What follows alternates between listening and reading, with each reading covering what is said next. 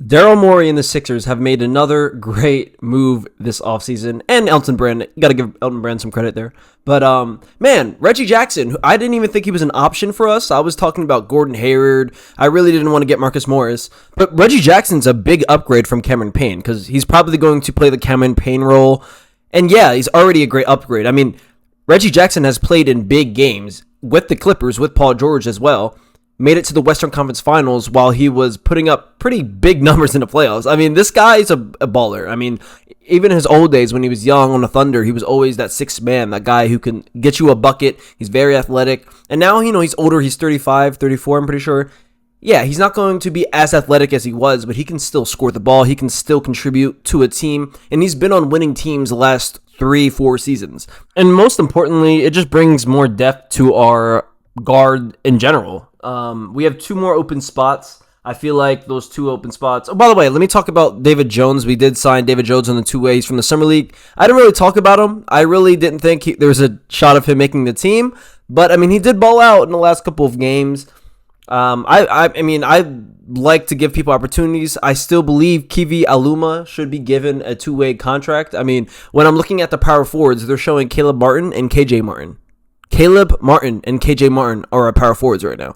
That is a problem. That really is a problem. We have to address that, right? If that's signing Marcus Morris, okay. If that's our only option, then get Marcus Morris. But we can't come into the season having Caleb Martin and KJ Martin as our power forward. That's not going to work out. And I don't think Paul George already said in this podcast, he does not want to play power forward. And I understand why. But, yeah, man, Kivi Aluma, I still am big on him. I still want him to get a 2-way contract. If not, then I guess Marcus Morris and Rocco, because we have 2 spots open. So, yeah.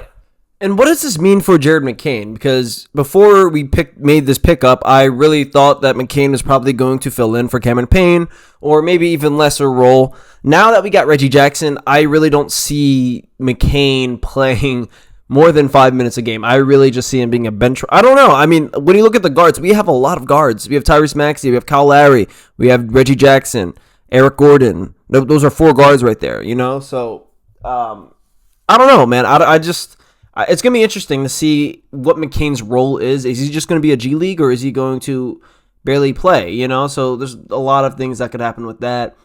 And because I like McCain. I think McCain needs his experience. But yeah, it's not looking great for him this coming up season. Because Reggie Jackson, let's be honest, he's a better player than McCain is right now. I mean, I don't think that's even a hot take, is it? Like, Reggie Jackson could play defense. He's an experienced player. He's played in big games. And honestly, that is what the Sixers need. We need players who play better in these big games, right? Reggie Jackson plays better in big games. And that's what we need. Paul George, he doesn't really play better in big games, but he's going to be playing with a dominant big man. He's never played with one in his career. Maxey is only going to get better. I've seen workouts of Maxey. Maxey put on 10 pounds of muscle.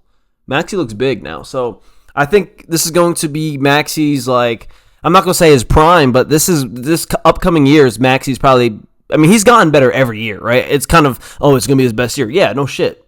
You know what I mean? I really believe Maxey is going to be going off. He's going to be an All-NBA next year. I really do believe it, and I'm hoping for it as well. I'm very excited, man. Sixers fans, we have a lot to be proud of and just be excited for. Obviously, we haven't made it to the second round.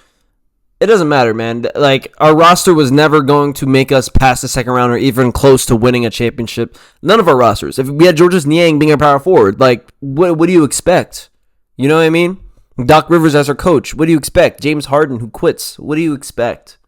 Ben Simmons quits.